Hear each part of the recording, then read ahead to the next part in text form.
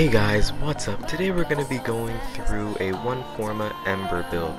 It is a tank slash DPS build, and you will be feeling like you are the flame goddess. So without further ado, let's consist of the abilities like always. And yeah, so first of all, we have what we took out from Fireball, Breach Surge. Alright, so Breach Surge will do a multiple amount of things, or several. First of all, it will blind the enemy, but it will not open them up to finishers. All damage from that enemy now will then be multiplied into a spark, and then taken to the next enemy, or the nearest, at their head. This allows for crowd control and nice DPS, especially with Ember last. With that out the way, let's get into the next one. Alright, for the next one, this is the tank part of the build. Alright, so Immolation. This will also do a series of things. First of all, Immolation will give you a damage reduction at base, capping at 50%, reducing the amount of damage incoming to you. Then it will increase your damage towards your last, and depending on the percentage, if at max, can strip 100% of armor. So this ability is very useful, but as you cast your last, it will go higher and higher and faster. It will not drain energy unless it's at 100% or the max cap, and the energy will start slow and work faster, going almost up to 10 energy per second. So you might want to turn it off and on.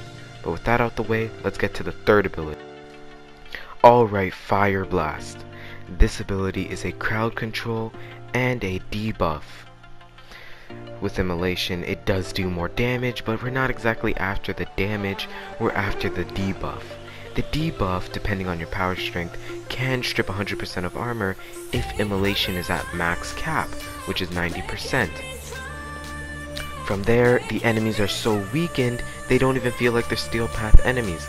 And if you want to take it to the next level, to make it feel like they're even lower than Steel Path enemies, and just normal enemies, like if you never changed it to Steel Path, you can take the Panzervolpophyla from the new Deimos open world and use the viral quills with it.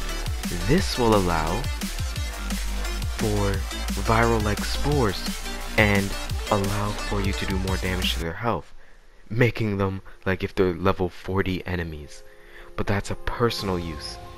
You see me using it in this build, and all enemies are basically under viral.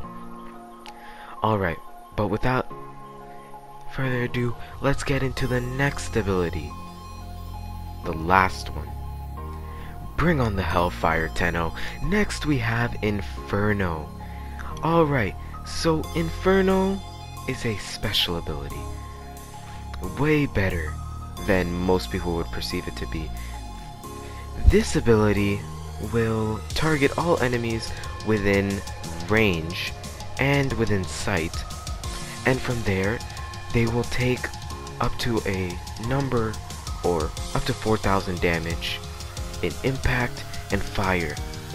From there, depending on your duration, they will have a duration of just pure heat procs that will forever be stacking with the amount of enemies. Also, with the more enemies under heat, the more power strength you get. With Immolation, that will buff the damage. And once you mix it with Breach Surge, you're gonna see a lot of sparks all over the enemies. A lot. And it's gonna be killing them fast with a Panzervolpophyla, and you're gonna see nice damage numbers. But now that you know what's what, let's get into the build. A one forma ember tank slash deep.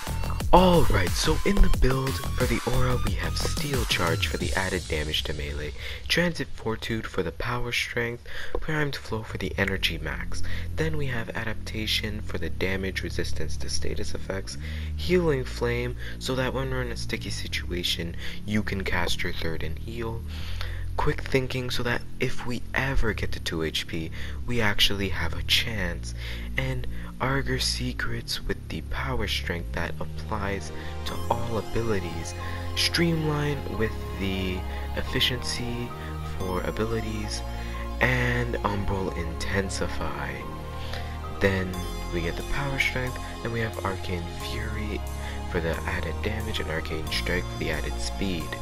You can replace these with whatever you want, it's personal preference. Alright, so if you're wondering about the melee I was using, that was the Kuva shielding. We have Crushing Ruin in the stance, that's so that I can hit multiple enemies and get combo up.